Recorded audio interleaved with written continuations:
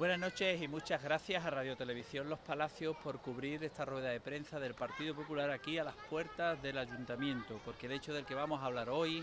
el objeto de esta rueda de prensa es hablar sobre un hecho gravísimo que ha ocurrido en este Ayuntamiento en los últimos 4 años. Me acompaña mi compañera Mariló Ortega y María José Canga.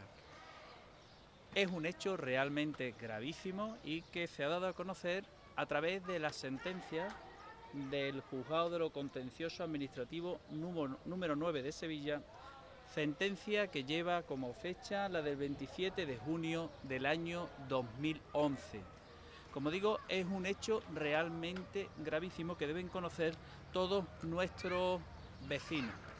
Se trata del hecho siguiente: un funcionario técnico de Administración General de nuestro ayuntamiento ha estado durante 4 años cobrando sus retribuciones mes tras mes, incluida la retribución por productividad, sin que haya realizado tarea alguna para nuestro ayuntamiento.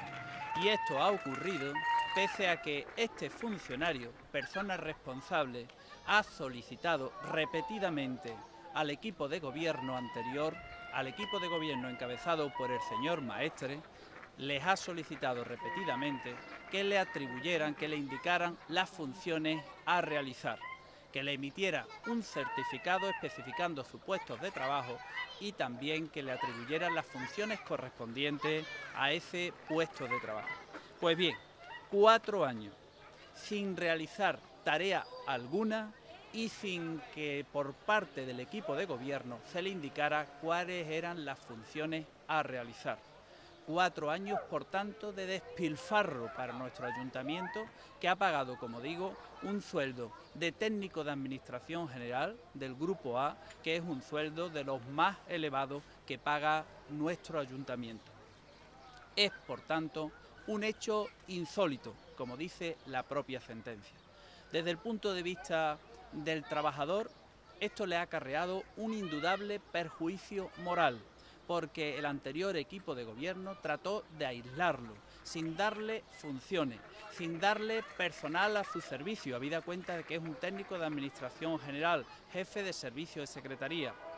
y al mismo tiempo sin darle, como digo, ningún tipo de tarea ni encomendarle ninguna función práctica, salvo alguna muy aislada en relación con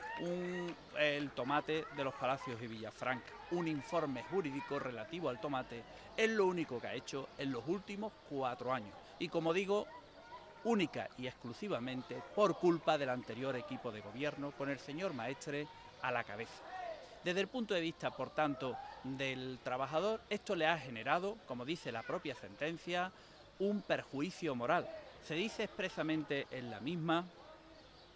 que la situación por la que ha atravesado durante varios años el recurrente le genera desaliento y puede llegar a producir consecuencias negativas en la salud del funcionario por una sensación de vacío y desmoronamiento moral al encontrarse aislado y sin funciones que desempeñar. Es decir, un funcionario que quiere trabajar, un funcionario de carrera de hace muchos años de nuestro ayuntamiento y al que tratan de aislar, no se sabe por qué poderosas razones, durante 4 años consecutivos. Pero desde el punto de vista del ayuntamiento es, si cabe, aún más grave, porque como he dicho anteriormente, se ha tirado por la borda el sueldo, la retribución que se ha venido pagando a este funcionario a cambio de nada, a cambio de no realizar ningún trabajo. Y también la sentencia entra de lleno en esta consideración cuando dice que resulta insólito que en una situación de crisis económica como la actual se pueda prescindir del trabajo de un funcionario público con experiencia y a la vez retribuir el mismo. La propia declaración del recurrente dice que afecta a su dignidad el no desempeñar funciones y carece de explicación alguna que en estos 4 años solamente haya emitido un informe jurídico y a pesar de eso haya visto como sus retribuciones no es que se hayan mantenido, sino que incluso se han venido incrementando año tras año, incluido el complemento de productividad, lo más absurdo del mundo, un complemento de productividad a cambio de no realizar trabajo alguno. Desde el Partido Popular queremos, en primer lugar, poner de manifiesto, como es de rigor, nuestro rechazo más absoluto a este tipo de comportamiento, que, por cierto, nos consta